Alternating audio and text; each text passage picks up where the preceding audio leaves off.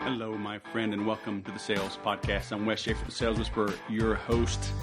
Today, you're in for a treat from Mr. Joel Erway, How to Sell by Webinar. This guy charges $25,000, and I know people who have hired him and have had success. He is no joke. He can help you sell through webinars, so that's why I want to have him on. I saw him mentioned in Russell Brunson's book, The Expert Secrets, and I'm like, hey, I got to have that guy on. So here we go. So get ready to take some notes.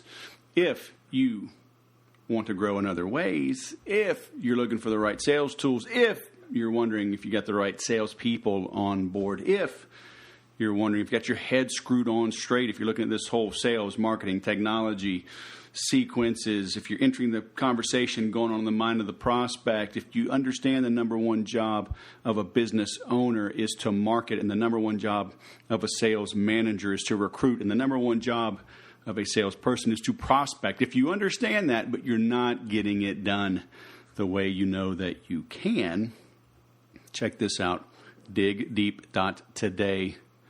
That is an actual URL. It's a TLD, a top-level domain is .today, digdeep.today. Let's spend a little time, dig deep, help you get some clarity, and be on your way to greatness. Do that for me so I can help you, so you can help everyone else. All right, digdeep.today. Go check that out. Now, let's bring on our guest. Joel Erway, founder of Sold with Webinars podcast, the webinar agency. I hear you are thawing out in Buffalo, New York. Welcome to the Sales Podcast, man. How the heck are you? Love the intro, man. Yeah, we finally just recovered from the brutal 8-month winters that we get up here, but it's beautiful up here now. The grass is green. I spend more time on my lawn than I do in my office, which is always fun. But yeah, definitely happy to be here, man. Thanks for having me, Wes. Yeah, you have 3 days of thaw, and you're on with me on one of those. I'm humbled, man. It's it's an honor. Do you know Henry Evans? Doesn't ring a bell, no. Oh, y'all should talk. He's the hour-a-day entrepreneur. Oh, perfect. He's down here in San Diego. I've known him for years, but he's from Buffalo. Oh, cool. And cool. He always includes the pictures of the snow in his slides in his presentations. But really good guy. But I guess you Buffalo people are all right. Yeah, we got a little bit of an edge to us, some might say, because of the cold weather. But I think we round out pretty nicely. We get very happy when it thaws out. So, amen. Caught me at a good time. So I was doing a little show prep, grabbing my links, talking with you about a couple of things, and you might be the new Forrest Gump, man, because you keep things really simple. And I like your pages, so everybody listen to this, go check him out. We link to it, his website, link to his webinar, and it is just, bam, squeeze page. Don't mess around with crazy stuff, because I was telling him, and I'm being honest, I'm pulling my hair out. I got things are breaking. I got smart people that work for me, and it's like, why is that not working? Why is that not working? Why is this one opt-in overriding names of people? What the heck is going on? And am I really paying for this? And Joel just like, yeah, suckers, squeeze page, offer, you like me or don't like me, either way, just move on. Opt in and move on, or click away and move on, right? I mean, how did you arrive at that model of simplicity? Pretty much it came from where you are right now. I mean, I'd never had a super complex CRM or website, but I certainly tried to build them in the past, and trying to build, the best funnels for my business, the best funnels for the different products and services that I was launching. And literally, it was in January of this year, so about 6 months ago, I was in the process of creating a new funnel and writing new ads, and it was about 12:30 in the morning, and I had one of those entrepreneur wake-up moments, and I can't stop thinking about my business. And finally, I just said, hey, why don't I try this specific style of an ad and just make the offer. And that was the birth of what you're looking at right now, which is a simple opt-in and straight to the offer. And for what I'm selling right now, that's been working very, very well. So did you just delete an old website or just kind of archive it and redirect? Yeah, pretty much. I kind of reworked it. I archived the old one and then launched this one. So it's the same lead magnet, which is a $466,000 webinar case study. So I've been offering that for a while, but it was the delivery of the offer that I really revamped. I had like 3 or 4 additional steps that people had to jump through before they could get on the phone with me, and I qualify them a different way now. And so simple is better. It reduced my lead cost by like tenfold. Oh. So it was a big win. All right, we're going to get into what you do in a little bit, but I am very interested in this because I think this is a problem everybody suffers from. I think people are worn out, confused, going crazy. And I know I'm crazier than most, but I know I'm still like everybody else. Mm-hmm. Everywhere you look is funnels this and Facebook ads that and pixeling and cookies and retargeting and segmenting and niche it down and step, SMS, direct mail, call them, carrier pigeons, mm-hmm. back to a webinar. And it's hard. It's hard. It's expensive. It keeps changing. I just saw today two very brave people, pioneers. I mean, men of fortitude, declared for all the world to see that they are deleting Snapchat and going all in on Instagram. Can you believe how bold these people are? And just not even a year ago, the one and only Gary Vaynerchuk said, you must dedicate 95% of your ad budget to Snapchat if you're targeting 18 to 25-year-olds. Now, a lot of people left off that 18 to 25-year-olds. They were saying 95% of your entire ad and marketing budget should go to Snapchat. And now, prominent people are leaving. But here you are with a simple website and a squeeze page. Man, I bow to you. All right, right now, I am on my knees. It's funny because I know exactly who you're referring to because I saw those 2 stories earlier today on my Facebook feed.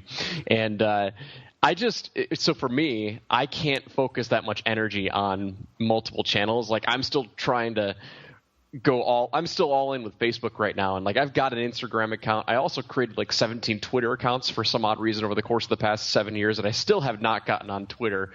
But like Snapchat, I haven't even stepped in their stratosphere because that's just like notification overload. And, it just feeds the ADD that I have. And I'm trying to cure that. So I've just stayed away from Snapchat entirely. I just figured out how to use that CD from AOL to get online.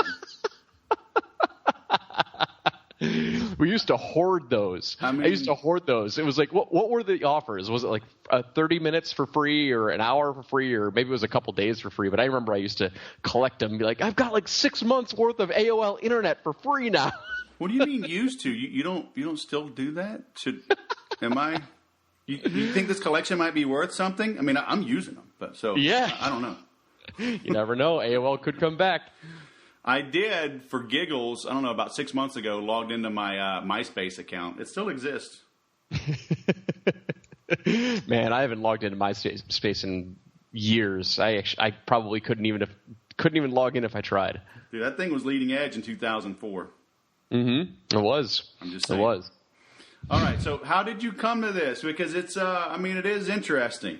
Because a lot of people, and I'm guilty of this as well, it's like, well, I got to offer this and I got to offer that. And, I sell ice cream, so I should sell shakes. And I sell shakes, so I should sell sodas. And I sell sodas and shakes and ice cream, so I should sell smoothies. And, I sell smoothies, so I should probably sell steak dinners too. Right? And then we're just spread too thin. Yeah, it's an interesting conversation, and I'll refer a couple books that I'm reading right now that I think everyone who's in the business world should read. There's a book that I bought about a month and a half ago called Great Leads. It's a copywriting book by AWAI, and it's written by Michael Masterson and John Ford. And so it's like it's for me, we write webinars all the time, right? So I'm constantly trying to push the envelope and trying to figure, okay, what's working, what's not. And in reality, you can follow the formula, you can follow the format, and sometimes you just need to read something that you've known deep down for years, but you read it again at the right time and it just hits you like a ton of bricks, like, oh my goodness, like this makes so much sense. So I was reading this book, Great Leads, and it was just talking about Eugene Schwartz's, awareness cycle of your prospect. Like, what stage of the awareness phase are they in with your product or service? And so right now we're doing a big push for the webinar agency with Done For You clients. We're growing the agency side. I've got a team of writers. And so I'm like, how can I get more of these people into my funnel, more qualified people into the funnel? And so this was, going back about a year and a half ago when I started acquiring these types of clients. I'm like, okay, what's the funnel that I can build that gets them into my world? And if I refer back, and so I kind of go back a year and a half ago, I was creating all these crazy funnels. I was building a webinar funnel to get webinar clients, which was giving me an insanely high cost per customer acquisition. And yes, if you're listening right now, I am not here to tell you that webinars are for every single product or service. You can sell them, but I'll tell you right now, my webinar funnel to acquire webinar Done For You clients was the highest CPA that I had for all of my funnels. And we can kind of dive into that a little bit more if you want, or not. It's up to you. But anyway, webinars are not for every product and service. So at testing out all these different types of funnels, auto webinar funnels, different lead magnet funnels, and finally, I'm like, you know what? I saw this awareness cycle. People know webinars. They're hyper aware. We offer a service. We put a guarantee behind this service. Like, why not just make the freaking offer and let the rest, it's almost like the Yellow Pages approach, or like, newspaper advertising. It's like these people who have a car mechanic garage, in Lewiston, New York, which is where I live, like, they're not pushing people through a funnel. They have a service. People have broken cars. They need to have it fixed. I'm like, why don't I just throw it out there? There's a lot of people that know about webinars. I want to write the webinar for them.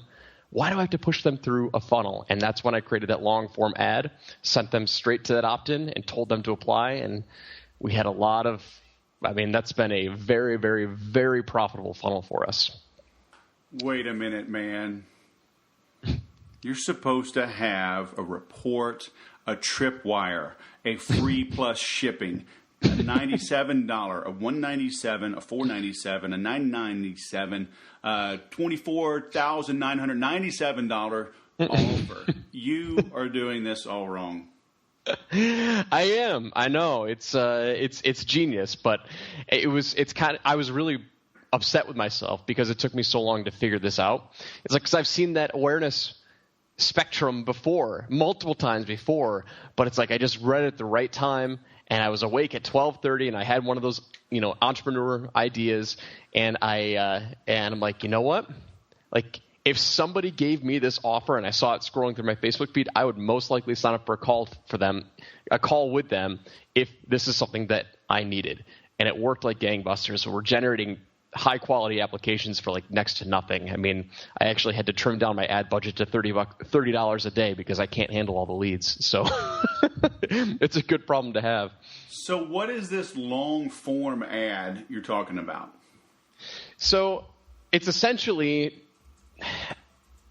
when you're marketing, like, you still want to build a bond with your audience, right? And so the struggle that I was having with creating a simple funnel, but yet giving them enough content so it builds the bond with my ideal prospect. So in the long form ad, it's probably a couple hundred words, like maybe like 300 words if I had to guess, maybe longer. I'm really just taking a shot in the dark here, but I'm like, how can I build the bond with my audience without having to do it through email follow-ups, because like most people aren't opening their email. I'm not saying email marketing is dead, but I lose 85% of my prospects because they're just not opening my email. So I want to build that bond as quickly as possible. So I just created a long form Facebook newsfeed ad as if I were taking out an ad in the newspaper, right? And I talked about a little bit about my personality. I talked about my engineering background. I talked about why I figured out that webinars were kind of like my gift, and I blended in that personality in that ad, gave them some social proof, told them all the clients that I worked with, all the different types of results that I had, and I told them right in the ad, I'm looking for clients. I said, I'm looking for clients to write webinars for. If this is you, go through my funnel and let's see if we're a good fit. And that was it. Then they go to the website doesn't matter. Like the website is literally, you've gone to it. It's just a headline and an opt-in box saying like, I want to build you a webinar. Give me your contact information so we can take the next steps. Right. And that's it. Are you mentioning price at all in there? Do you want to eliminate some of the bottom feeders, or do you want to talk to anybody that's made it that far? So this is a good question. I mean, this is where we've done a lot of the optimization over the past 4 months. So I had a phone sales team that was working for me, and because this is kind of a low barrier entry, we were getting a lot of tire kickers. I don't even want to say tire kickers. We were getting a lot of people that just weren't qualified. The offers start at $25K, right? So obviously it's not for everybody. And so what was happening was we were burning our phone sales team out because they were calling a lot of unqualified prospects. So about a month and a half or 2 months ago, I decided, listen, I don't think that I need a phone sales team for this. And so I just went with a straight direct approach. All the leads that came in, I handled, because I'm trying to rework this whole process as we speak. So I let the phone sales team go, and I decided to qualify them all through email. So they send in their application, they give me a little bit of information, and I manage it all through Pipedrive, and I move them through these stages. But if I look at it and I say, okay, this is somebody that I want to continue the conversation with, then I send them one follow-up email. It's all personalized, right? So it's not an autoresponder, so it's a personalized email that says, hey, I've got a couple more questions for you before I figure out if this is a good fit. Send them those questions, and if they respond, great. Then we take it to the next step. So let's assume that this person responded to that email, answered my questions, and this is somebody that I consider to be highly qualified. I reply to that email, and I say, okay, cool, this looks like something that we could possibly do, that we could possibly work with. And I say, I want to be upfront with you so we're not wasting anyone's time. I like everyone to be upfront with me before they waste my time in the service industry. I said, here's, our services start at $25K, we guarantee our results. So before we take the next steps, if this is in your budget, let me know now and we can take the next steps. If not, no harm, no foul. And everybody who says yes, they end up being a client because we hop on the phone and it's not a sales call. It's just now handling objections. Right. And so this is what has been kind of the golden goose for my funnel and for my funnel the past 4 to 5 months or so. And for everyone listening now, I will tell you, go check out thesalesagenda.com. I think deep down, Joel was reading that because I do the same thing. I tell people, close first and then present, which is basically what you're doing, right? You're telling you set an agenda right up front. You let them know what's to be expected, and you get right to it. I'm talking with a client of mine just yesterday, and she's trying to go out on her own and trying to land some clients on the side, but before she does, and she's not closing these deals. And I told her I probably have an 85 to 90% close ratio on proposals. And she's like, "Oh wow, that's amazing! I wish I was that good." I'm like, "But the reality is, I don't send out very many." Yep. Right. By the time I get to that stage, a proposal is not a fishing expedition. It's really just a summary. It's a written summary of what we've already verbally agreed to. So it's probably 95% are done because I'm not sending them these proposals. So you're getting people really all the way through. They just want to put probably a voice to the messaging and ask some qualifying questions, and if I had to guess, it's probably a very easy call. It is because there's no sleight of hand. It's not like I have to hit them with a heavy price point on the call. They know what the price point is, and they know what the services that I provide. Ultimately what I figured out is they just want to make sure that I'm a real person, because up to this point they haven't talked to me. They barely know me, and they just want to make sure that, okay, is this guy legit? Maybe they want to do some extra research on me, which I found. Lots of people, which is one thing that I need to work on over the next few months, is SEO. I found a ton of people just Googling my name. They're going to old websites and stuff, which is not bad. I don't have anything bad on me out there. It's just they're not finding what I want them to find. Slows them down, yeah. Yeah, they're not finding what I want them to ultimately see about me. And so, but that's what's happening on the back end, and people think it's an autoresponder, because there are some people who are like, oh, I'm not interested, unsubscribe. And it's like, I'm emailing you, mano a mano, man. It's funny how many people feel that this is just an automated world. Right. So you're not running like 37 different private Facebook groups, and dripping on them with 42 different email sequences, and are you really a marketer? You're like a unicorn, right? Are you a unicorn? I've got other products that I am trying to push through the funnel arena, but this in the service industry, like if you're appropriately using online marketing, like if you're making less than 5x ROI on your ad spend with this service-based industry, you're doing something incredibly wrong. You're either not charging enough, or you're putting people through too many qualifying steps, right? It's why you see so many people out there right now promoting, hey, how to become a Facebook ads agency. You want to know why that's so hot right now? It's because so many people need Facebook ads, and they just don't want to deal with it. And so if you can find that market that is so desired, and there's like big pain point, like don't put them through a crazy funnel. Make the offer to them, show them why they need to be talking to you, and just and let it go. It was a big realization for me, and I wish that I had probably talked to you, Wes, over a year ago, because I put my phone sales team through the ringer, and they were all getting burned out. I felt really bad for them because they were taking a bunch of crappy leads, and I'm like, well, I kept pushing the blame on them. I didn't put the blame on them, but I'm like, well, you need to be hustling harder. It's like, you're going to take crappy leads, but I'm paying you a good commission. But the responsibility fell on my shoulders 100% with fixing the system. So you're not making cold calls at 12:30 a.m. anymore and tracking people down? I'm really confused here, man. I am not. You're not hustling your face off?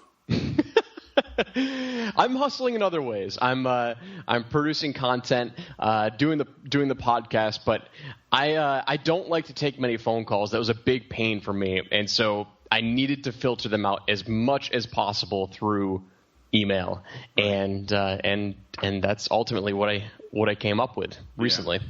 Yeah. Amen, man. That's awesome. So why webinars? How did you come to be the $25,000 webinar guru? So it started about 8 years ago in my previous life. So my background is in engineering, and I graduated with a degree in mechanical engineering technology, and I really only followed that because that's what my father did. When I went into college, I had no idea what I wanted to do. So I graduated, did very well in school, and I'm like, okay, great. I'm going to take a design job, and we'll see where it goes. 8 months into that job, I was, ripping my hair out because I was sitting behind a computer all day, drawing computer-aided designs, drawing CAD designs, and it was just awful. So I started looking for a new job, and we would have in my engineering world, we'd have these sales reps come in and give presentations on the different products that they want us to design around for commercial heating and cooling. And so when I was looking for a new job, I saw that one of these companies was hiring. So I applied, interviewed, and got the job, and they wanted me to grow a brand new territory, which happened to be Buffalo, New York. I was living in Rochester at the time. So I was 22, 23 at the time, and I'm like, you know what? I'll take the risk. If this doesn't work out, like I had no sales experience, and if it doesn't work out, like whatever, I'll find another job. I'm still young. So I took the job. It was 100% commission-only sales, and I loved it. I loved hustling. I loved the earning potential, the unlimited earning potential, which they'll lure you in as one of the attractive benefits. And we started out pretty slow. We were growing a brand new territory, so I was doing a lot of cold calling. And we would have these manufacturers come in and give sales presentations to our clients and to our engineers. So after a while, after about 3 years, we just weren't making the type of progress that I thought that we should be making. And I saw a huge opportunity in the sales presentations. Most of the sales engineers in the company would just wait for our manufacturers who are based all around the country, all around the world. They would literally have to fly into our territory. They would do it probably once a year, and they would have to go into the offices and do a dog and pony show. And if the presentation was good, then maybe we got a couple leads and a couple projects from it. That happened very, very rarely, which was why our growth was so limited. So as I'm traveling around the country, going to these manufacturing facilities, learning about these products that we have to sell, I start reading books. I would go into the bookstores in the airports, and I would buy, every time that I was on a layover, I would buy another book on how to give an effective sales presentation. After 4 or 5 books that I read, I started to see some similarities of what they were saying you needed to do, and I saw the gap of what we weren't doing. So I said, okay, I'm 100% commission only, so I'm responsible for the sales. I need to start giving these presentations. So I revised the presentations, started delivering them on my own, and that's when the scales started to tip. So we went from $500,000 a year in sales to $2 million a year in sales in about a year, and like everything just started to explode when we were able to give effective sales presentations. So fast forward now, I left that. So I did very well in that job and decided, okay, great. I've got the fire. I've got the itch. I want to go out on my own, and decided to explore this world of online business, online entrepreneurship. Hired some of the best people in the business to coach me, and I hired Russell Brunson, and he was showing me, hey, you need to do this thing called the perfect webinar. And immediately I knew I got the psychology because I've been doing it for the past 5 years, and kind of the rest is history. I mean, I went through a couple failures first, and where I really saw the biggest opportunity was when I was pretty much running out of cash. I ran out of cash, and I called up Russell and asked if I could sell on the phone for him, even though I had no phone sales experience. This was just my hustler mentality. I'm like, hey, man, I'm running out of cash for my ad spend. Can I close deals for you on the phone? And he graciously turned me away, but he said, you should call this guy named Jason. He needs somebody on the phones to follow up with webinar leads because his sales are stagnant. So we connected. Originally, I was going to be calling leads for him on the phone, and he goes, before you do that, take a look at my webinar so you know what you're selling. And I said, dude, I looked at his webinar and I asked him, like, how are your sales? And he was like, yeah, we're kind of like break even right now on about $1,000 in ad spend a week. He was doing a live webinar once a week. And I said, well, I think I can do better for you on this. And I said, before I start calling these people on the phone, why don't you let me take a crack at your presentation and see if I can improve your sales? And he's like, sure, I hate doing webinars. I just know I need to do them. So 2 weeks later, I gave the presentation. I revised it, revamped it, and he went from doing $1,000 a week to that first time that I pitched the presentation for him. We did $14,000 in sales, and I saw that was the big opportunity for me. I knew that presentations were big. I knew that webinars were big, and that was my specialty, and the rest is history. All right. I need you to put yourself out of business now. Okay. You have to tell us all what the secret is to these $14,000 webinars. So we're all ears. The record button is on. So Put yourself out of business. We need the secret. So the first secret is go buy that book that I just told you about earlier, Great Leads by Michael Masterson. Very, very critical to understanding that the hook And what draws people in to the webinar is probably the single most important thing of the entire presentation. So it's hard for me to tell you what the secret is, because as any good copywriter knows, there's no specific formula to having a winning sales letter. So I can tell you what not to do, and this will help kind of back us into the secret formula. A lot of people really focus on like, okay, well, I need the perfect close. Like, what do I say here? I need the perfect stack slide. I need the perfect all of this. And they put a lot of effort on how to close the prospect on the phone or on the webinar, excuse me. And in reality, it's almost exactly what you were talking about earlier, Wes, is that they need to be sold first before you ever sell them. Like, that's why you get such a high closing rates. Like, they already know what is about to happen and they're ready, and they just need to answer a couple of questions. And we do the exact same thing with our webinars. So the typical flow of a sales presentation is basically 3 parts. You've got the introduction. Who am I? What's the hook? What's the lead? What is this presentation all about? Then you've got the content. What are you going to teach me? How am I going to deliver goodwill? How am I going to deliver value to you before I ever make you an offer? And then at the end, you've got the close, you've got the pitch, you've got the offer, right? The secret is that your audience has to be sold on whatever it is that you're selling them before you ever introduce the offer to them. And so the way that we do that, and specifically the way that we do this with the info marketing world, people who are selling digital courses or coaching programs, is when we get to our content, we introduce what we're actually selling at the end, right in the very beginning. And then we structure our content strategically to conquer any objections they may have as to why they don't believe in that program. So we usually break that down into 3 or 4 steps, but they are very, very strategic, that we pick out the right pieces of content and put them in the right flow. And that's where a lot of people make the mistake. They just think that they have to teach anything inside of the content. You do want to teach, but you have to teach strategically to appropriately answer any objections they may have to why they don't buy. And that's where you introduce it there. Does that make sense? Sure. Can people do this on their own, or are we all too close to our own business and need like this neutral third party to look things over? Well, it's a good point. It's one of the reasons why I hire coaches to look over all of my sales presentations or sales materials.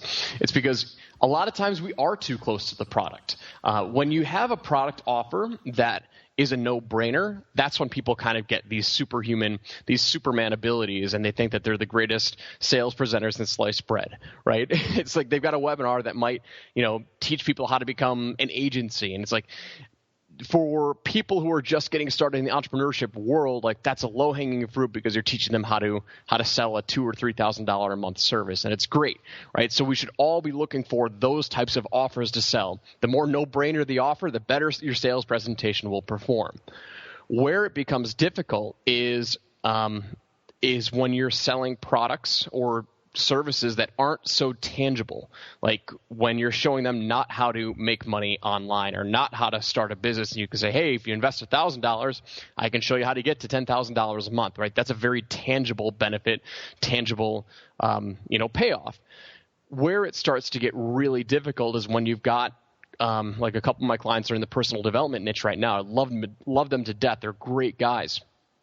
But man, these are 2 of the most challenging webinars that we have ever built, because we're trying to take this idea of personal development, and which is a very intangible concept, and explain the benefits to the audience through a presentation in tangible ways. So that takes a very skilled, and it takes time. It takes time to go through some iterations. When we build these webinars, I will lead the calls and I will lead the copywriting team, and my copywriters will come up with concepts and ideas, but we will go through 5 or 6 different internal edits before we ever present it to the client. And that's mainly because your best stuff is never produced first.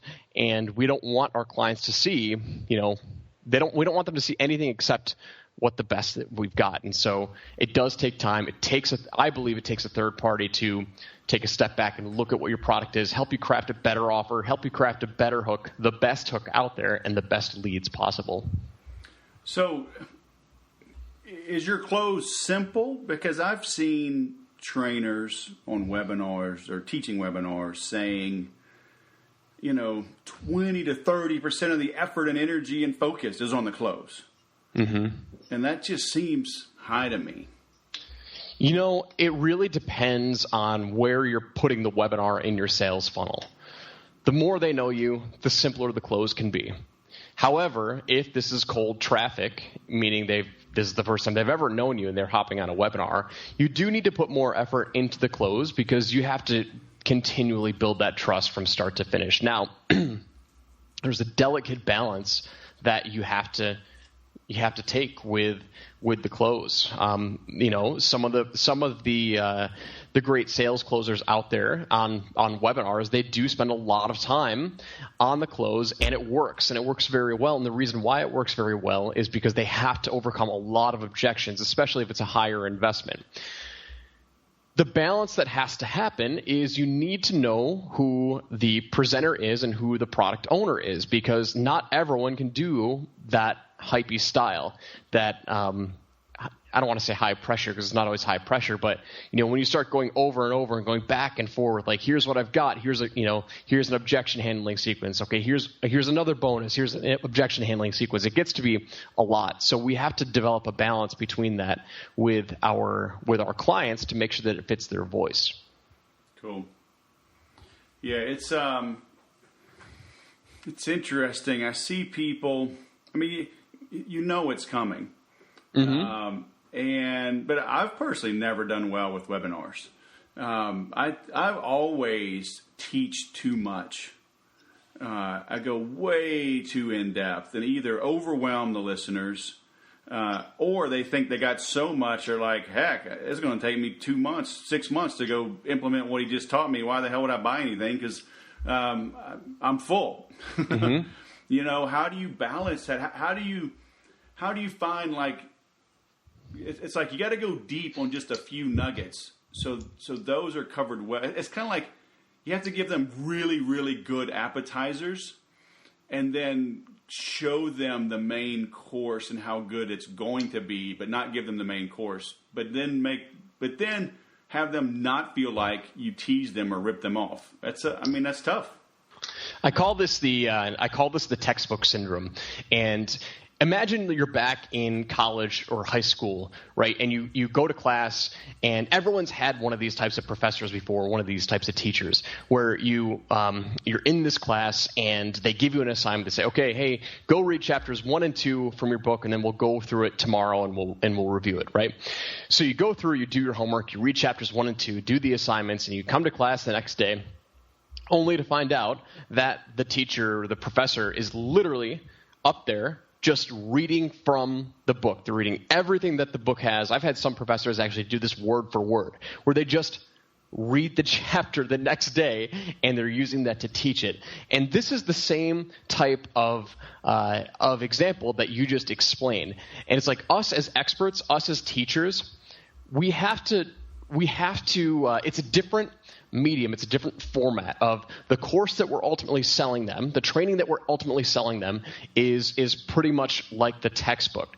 But they come to the webinar, they come to the class because they want to see a different version of what you're ultimately selling. Because if a lot of my clients are selling kind of do-it-yourself training programs, like home study courses or whatever, right? So they're selling the textbook. Like, go take I'm going to sell you the textbook, and I'm going to give you the inspiration of the end result. Like, that's what the webinar is. And so we have to understand that. And this is where the gap is and the confusion is. And this is the big opportunity for somebody like us, like our company, is because the experts who try to create the content in the webinar is they do a couple of things. One, they will try and condense a 6-week or a 12-week course into a 60-minute presentation, and they're trying to teach way too much, and they just confuse the heck out of their audience, and they don't inspire them.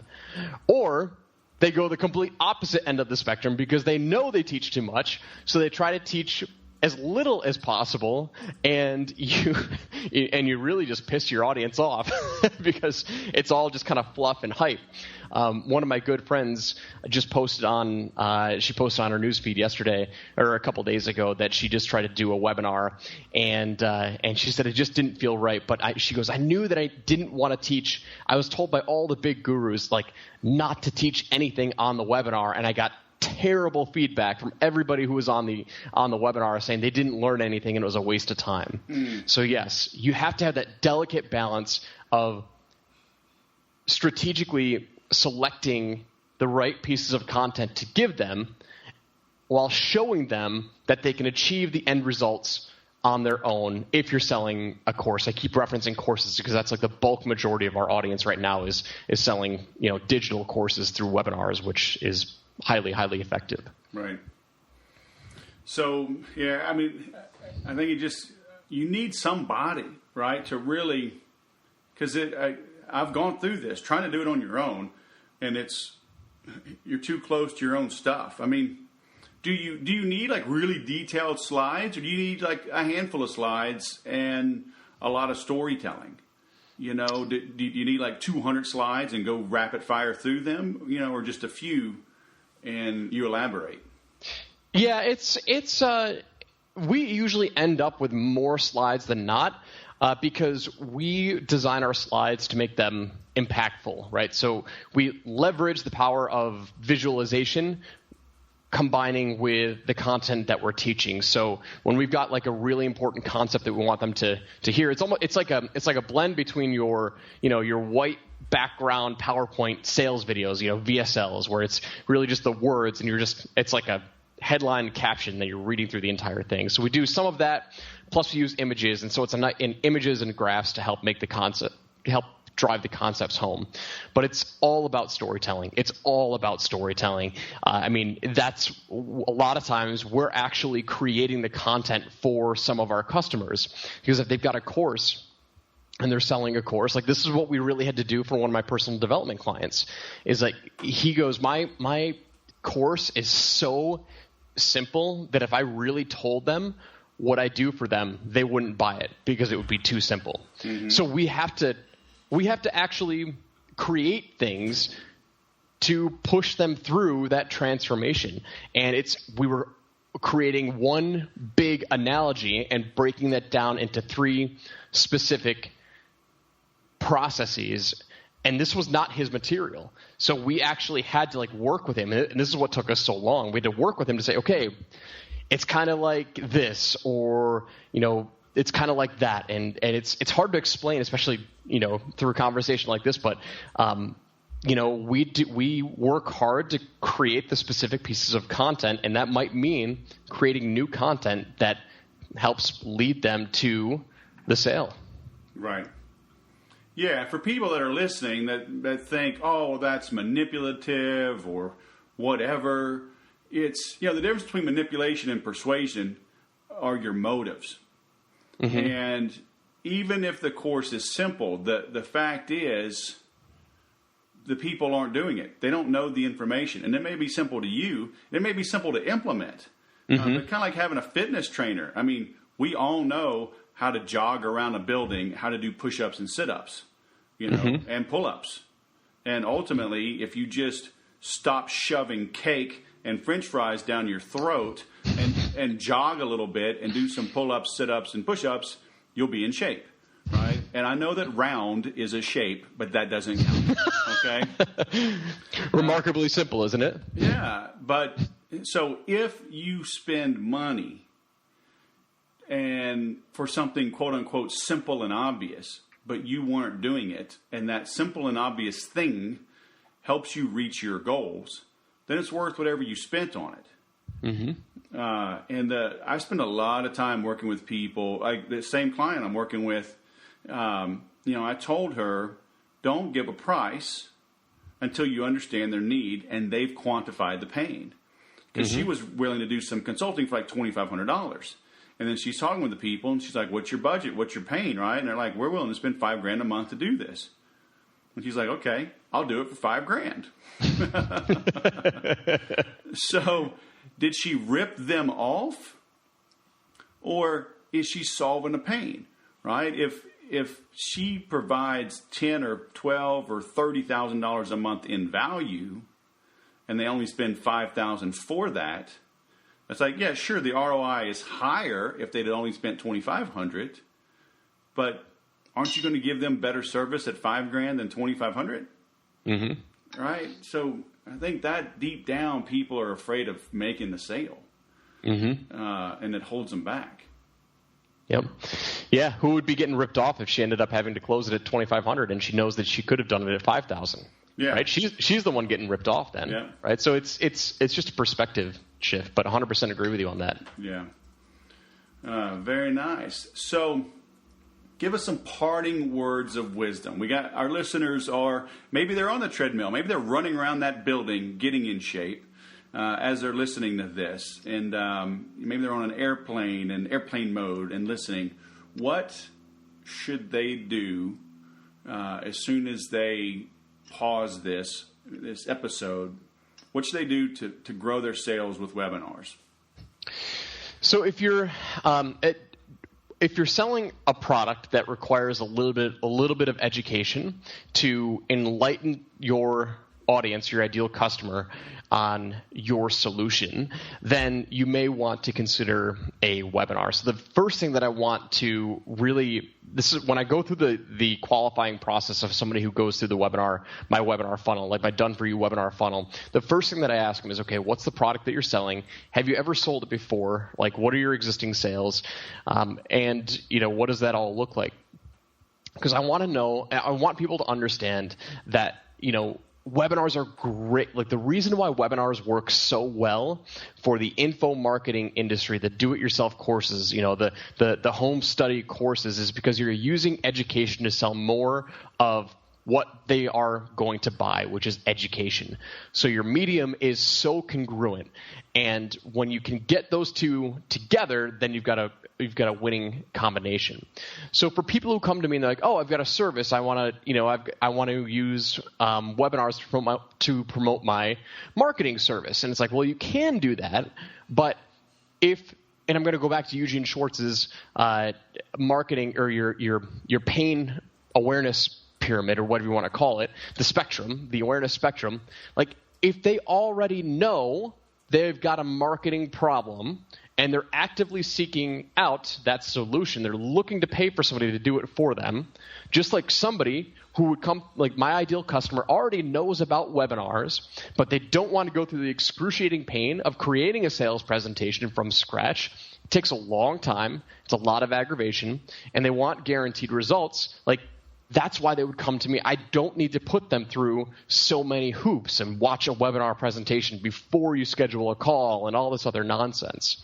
So if you're listening right now, consider the type of offer that you've got. If you've got a product that requires a little bit of education before they make the decision, then a webinar will work for you. But I've done more disqualifying on this podcast that I have done of actually promoting webinars are the answer. Yeah, well, I tell people all the time that ultimately that's what you're doing. I tell people your number one job as a salesperson is to prospect, and the number one job of prospecting is to disqualify the prospects. Mm-hmm. Because I don't care, what you're selling, even if you have a well-qualified list, right? And the odds of that person that you're speaking to right that moment having the pain, admitted pain, they're the decision maker, they're ready, willing, and able to make a decision, the odds are so low. You just need to understand that, right? Mm-hmm. And go in with the right expectations, then you won't beat yourself up when you only have a handful of conversations out of 2 hours of dialing. But if you're selling a high-ticket item, it's worth it. And it can happen right away. But ultimately, in all of our work, right, we're disqualifying rather than qualifying. Mm-hmm. So, very cool, man. All right, well, we are linking to you, but your podcast is Sold with Webinars, right? That's correct. Yep. And your website is thewebinaragency.com, correct? That's me. All right. Very nice. You ever get to California? I have been 4 times in the past 15 months, and before that, I had never been. And it's all been to San Diego. Well, there you go. I'm an hour from San Diego, so when you come out, let me know. You got it, man. Hey, I had a blast. Thanks for having me on, and I loved our conversation. I didn't expect it to go that way, but it's always great, man. Those are the tough questions that you need to ask, and I appreciate you. I appreciate you grilling me. That's right, baby. No set questions. We get to the truth. That's it. All right, man. Joel Erway, all the way from Buffalo, New York. Thanks for coming on the Sales Podcast, man. It's been great. All right. Thanks, brother. You just need to dig in. I hope you're starting to see this recurring theme in my guests. They're not superhuman. They just put forth extraordinary effort when they found a calling and inspiration, or they hit rock bottom, but Joel, he dug in, like he said, he's all in on Facebook now. He mastered webinars. He hired mentors and coaches, people to help him get to the next level. And he achieved it. So what are you wanting to do? What's nagging at you, right? What's pulling at you? What are you waking up in the middle of the night, with it on your mind? What are you going to sleep with and it's on your mind? Address that. Take care of that. Whatever is keeping you awake at night, address it. If that means you cancel other things, if that means you get a loan and you dive in and hire a coach, get a program, something that you're going to actually use, right? Don't think it's going to save you, but if you hire the right person, if you buy the right software, the right tool, the right platform, and you dig in and you use it, just like I did in 2008. I was a solopreneur, had a 5-page static website that a friend built in Adobe Dreamweaver. I couldn't edit it. I saw the vision that Infusionsoft was painting. It was $5,000 down, and I said, I'm going in that direction, and that tool will help me get there. Okay? Over those years now, good grief, I've been paid well over 7 figures as a result of that choice. That one choice in, July, August time frame at the Anaheim Convention Center, 2008.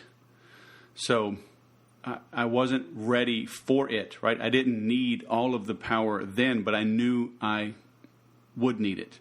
And I knew that to grow as quickly as I wanted to and needed to, I needed the right tools. That's the whole difference between like a mechanic, right? Any professional. It's the tools that they use. My buddy Keith Green, Old Town Tire, they have hydraulic lifts and pneumatic, air guns that, boom, pop the bolts off, boom, get to gear, get to the nooks and crannies I can't get to.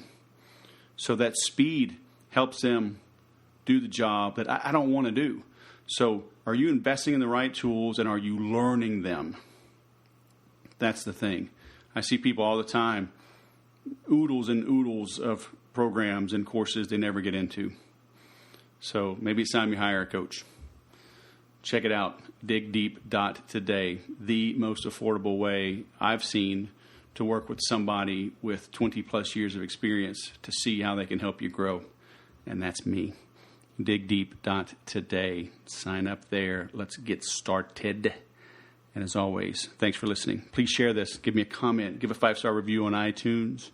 And remember to sell different.